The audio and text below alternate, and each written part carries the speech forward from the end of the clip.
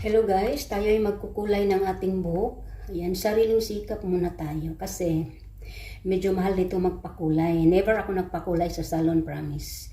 Ako lang talagang nagkukulay sa aking buhok since matanda na tayo at meron tayong mga white hair. Ayan, tatabunan natin yan siya para dagdag points sa ating pagmumukha ba. Para di halata, pero halata na kung nangungulubot, pero di bali.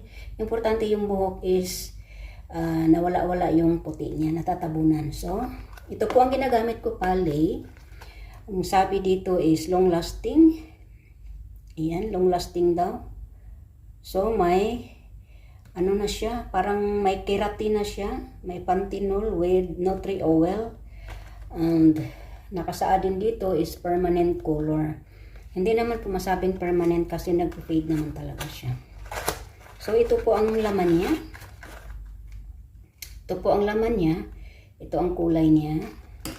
Tapos merong gloves. Tapos ito po ang pang-mix po sa kulay. At ito po ang nutri oil. After mong magkulay, mag-shampoo, ito po ang panghuli. Para siyang oil na. Mananatili siyang shiny. Yan. So, umpisa na natin guys. At ako ay mag-mix-mix na. Mag-mekos-mekos.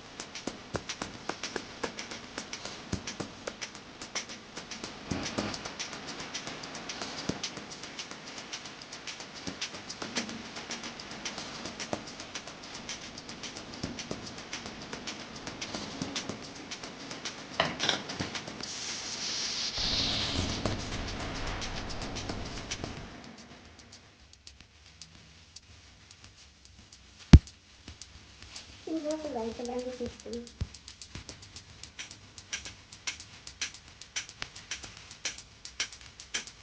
Hindi lang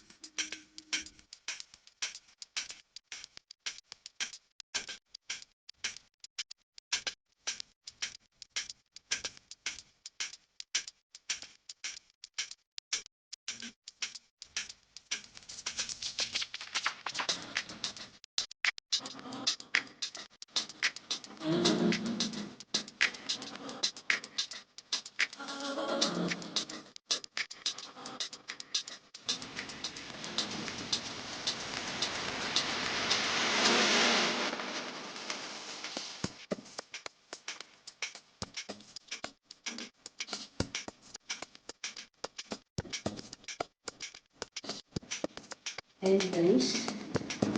Habang naghihintay tayo kung matapos itong ating kulay sa buko, kainin na natin. Ayan, umorder ako ng KFC, French fries,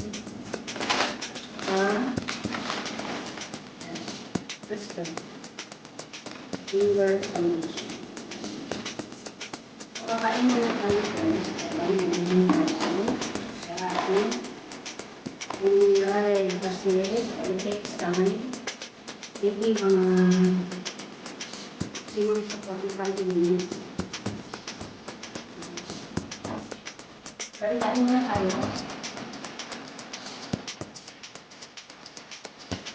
Lagyan ako na.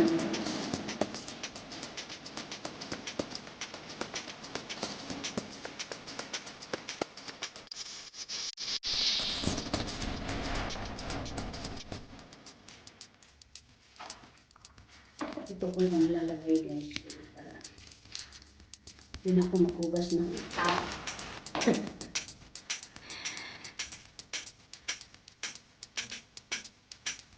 Kumusta po kayo guys?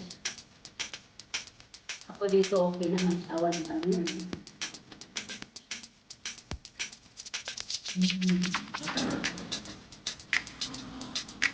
Langit dito.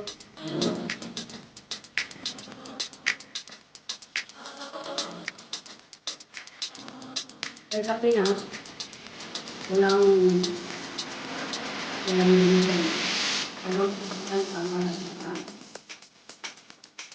plan. Puro ngayon plan.